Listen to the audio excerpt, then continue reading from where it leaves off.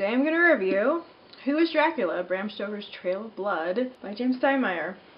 This book was published in April of 2013. This book has 318 pages, and I think it has 43 ratings on Goodreads. Pretty much this book is talking about the inspirations for Bram Stoker and inspiration for Bram Stoker's Dracula. It does make the claim that he had no idea who Vlad Tepes was.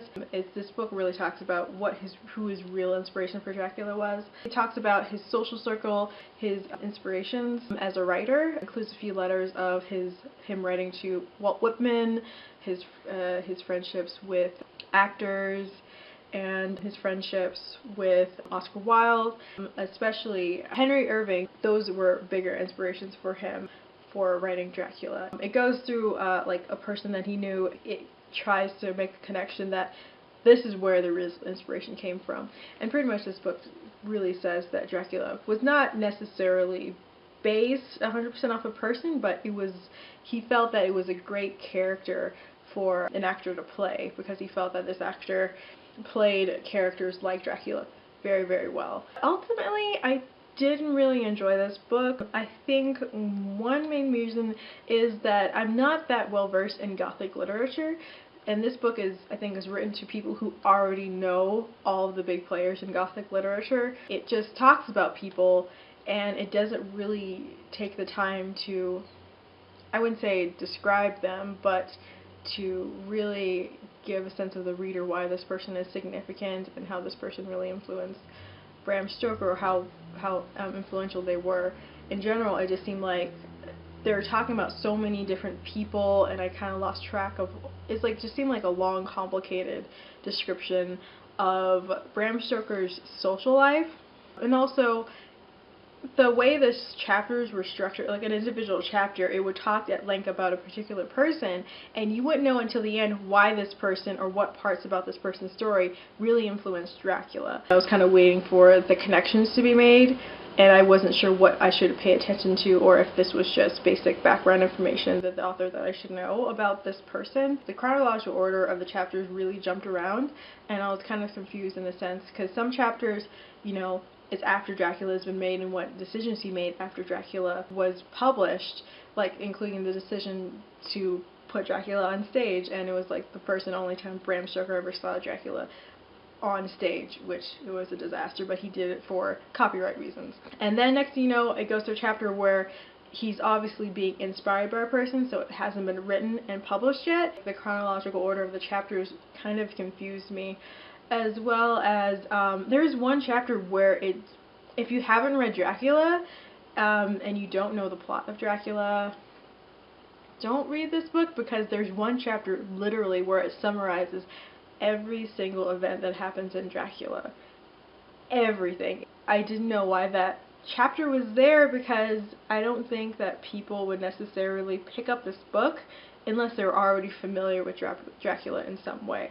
The writing was a bit dry for me, and the chapters were kind of just a bit meandering. I felt bored when I felt that I shouldn't be bored. Like, there is a chapter on Jack the Ripper, and I was just like bored to tears, and I felt that I shouldn't be bored when you're talking about Jack the Ripper, which is very, very exciting. There are times where I'm like, would I have liked this more if I was already familiar with all the big works of Gothic literature?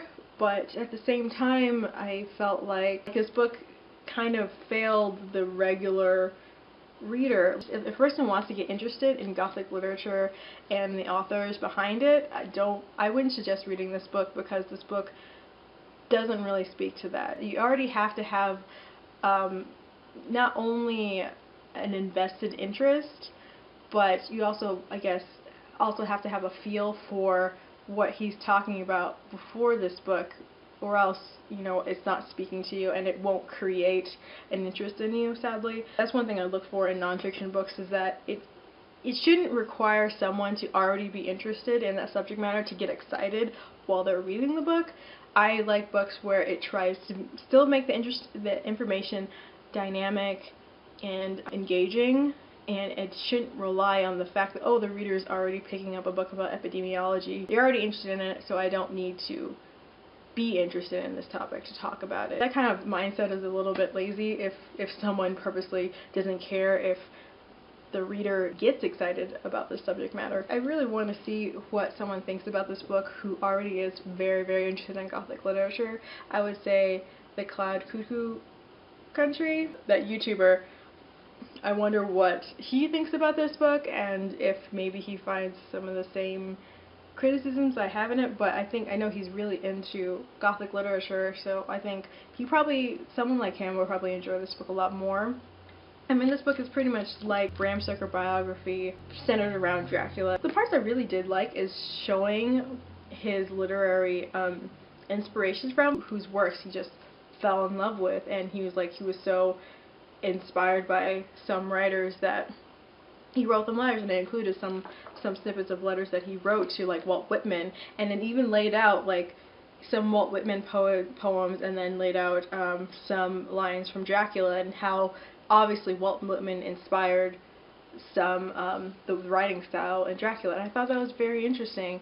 I liked those parts a little bit more, and I kind of wish they had a few more of them where it kind of clearly laid out how things in Bram Stoker's life directly inspired and influenced Dracula, but when it just like talked at length about a person and then it tacked on the explanation, I really didn't like those chapters, to be honest. A few times I was just bored to tears. Sadly, I didn't want to be bored, but I was. I wanted to give this a 2.5 stars out of 5, but in Goodreads I just rounded down to 2. Yeah, that's all I have for today. Alright, talk to you later. Bye.